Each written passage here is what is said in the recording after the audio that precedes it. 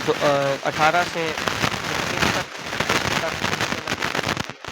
आपको वापस से अपने काउंटर पे जाना है। जैसे आप फर्स्ट बार चौथे काउंटर पे गए थे तो वापस से चौथे काउंटर पे जाएंगे, उनको बोलेंगे कि सर मेरा नंबर है 52, तो वो आपका नंबर देखेंगे और आपसे स्क्रूटनी फॉर्म मांगेंगे।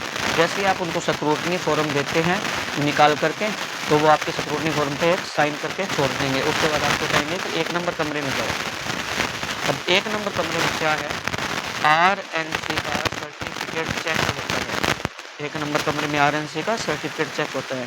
आपको वहाँ पे अपना कोई डॉक्यूमेंट नहीं निकालना है, सिर्फ RNC का ओरिजिनल सर्टिफिकेट और उसकी एक फोटोकॉपी। उसके बाद वो आपके सर्टिफिकेट से कंप्यूटर में डाल के ऑप्शन देखेंगे और उसके बाद आपकी फोटोकॉपी वो लिख देंगे एक्टिव स्टेटस, कि आपका जो है वो एक्टिव स्टेटस में है, एक्सपायर नहीं है। एक्टिव स्टेटस पे लिखने के बाद आपको वो आगे जाने की अनुमति देते हैं। अब उससे आगे क्या होता है मैं आपको बताता हूँ। उससे आगे जाने के बाद वहाँ पे वापस से अंदर 100 काउंटर लगे हैं, जिस पर 1 से लेके और 100 तक अधिकारी उन्होंने बिठा रखे हैं डॉक्यूमेंट चेक के लिए। इनके जो काउंटर नंबर है उस पे 1 से लेके 100 तक टेबल हैं और उस सभी टेबल पर नंबर लगे हुए हैं। पहले टेबल पर 1 number, 2 number, 3 number, 4 number, 5 number, सभी पे 2-2 अधिकारी बैठे हैं। आपको अपने नंबर के टेबल पर जाना है। जैसे मेरा 52 नंबर था तो मैं 52 नंबर के टेबल पर गया। जैसे ही टेबल पर आप जाओगे तो वहां पे 2 अधिकारी आपको बैठे मिलेंगे।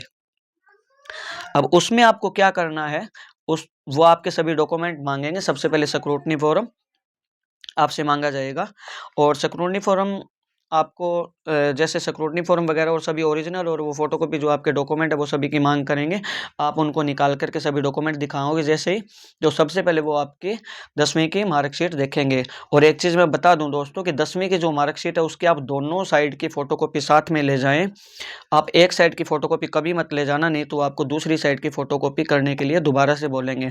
और अगर आप फ़ोटोकॉपी बाहर करवाने जाओगे तो फोटोकॉपी वाला एक फ़ोटोकॉपी करने के 30 रुपये चार्ज करता है, जो वहाँ पे सीफू के बाहर बैठा हुआ है।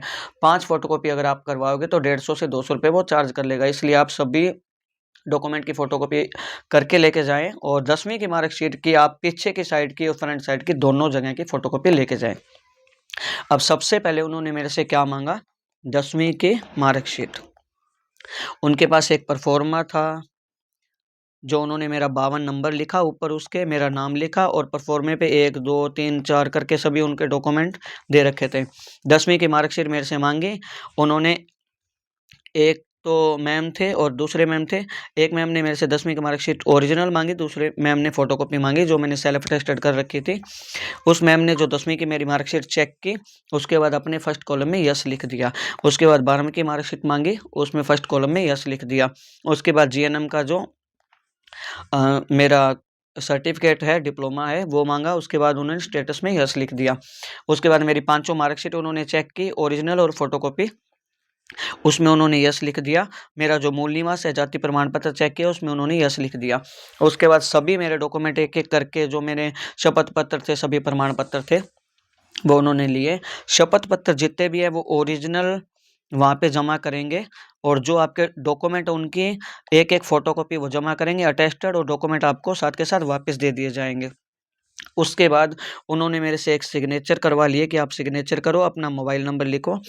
मैंने वहाँ पे मोबाइल नंबर लिख दिया। और EWS के लिए, OBC के लिए, MBC के लिए मैं बता दूं कि आप किसी भी कैटेगरी में इन तीनों में से आते हैं और आपका जो EWS या सर्टिफिकेट बना हुआ है अगर वो 3 साल में से कभी का भी है, कई यूट्यूबर बता रहे थे कि 1 साल पुराना है उनको शपथ पत्र नहीं बनाना, और मैं बता रहा हूँ कि कभी कभी आप एक शपथ पत्र वो वाला जो परफॉर्मा दे रखा है जरूर बनवा के जाना, नहीं तो वो आपको वापस से भेज सकते हैं।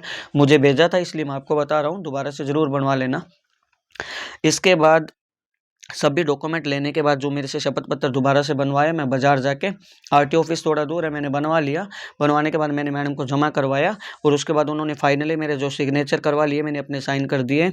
उसके बाद उन्होंने बोला कि आपका डॉक्यूमेंट वेरिफिकेशन हो गया है और आप अब जा सकते हो। उसके बाद मैं फाइनली वापस घर पे आ गया। तो डॉक्यूमेंट में साथियों अगर आपके सभी डॉक्यूमेंट ओके हैं तो 10 से 15 मिनट का ही टाइम लेते हैं, इससे ज़्यादा टाइम वो नहीं लेते हैं। अगर आपके ये जो वीडियो मैं बना रहा हूँ ये CHO के लिए बनाया है मैंने। और वैसे NHM वाले भी डॉक्यूमेंट वेरिफिकेशन कल से स्टार्ट है, NHM लैब टेक्नीशियन के सभी के, तो ये सभी चीज़ें ध्यान में रख कर जाएँ। उनके लिए ये ज़रूरी चीज़ें बहुत काम आने वाली है, वहाँ पे जाके आपको किसी परेशानी का सामना नहीं करना पड़ेगा। आने वाले वीडियो में मैं आपको बताऊंगा कि NHM के जो डॉक्यूमेंट वेरिफिकेशन है उसमें क्या क्या चीज़ें लगेगी और कैसे कैसे चीज़ें बनवाना है, क्योंकि कल से उनके भी डॉक्यूमेंट वेरिफिकेशन स्टार्ट हैं। तो मैं आज शाम को एक वीडियो और डाल दूंगा, उनके लिए हेल्पफुल होगा। अगर आपको कोई चीज़ समझ नहीं आए तो आप मेरे वीडियो के नीचे कमेंट कर सकते हैं, मैं आपको आपका रिप्लाई देने की पूरी कोशिश करूँगा। अगर आपने मेरा चैनल अभी तक सब्सक्राइब नहीं किया तो उसे जल्दी से जल्दी सब्सक्राइब करें, बेल आइकन को दबा लें ताकि कोई भी चीज़ आपसे मिस ना हो। और आज के लिए दोस्तों इतना ही। जय हिंद, जय भारत।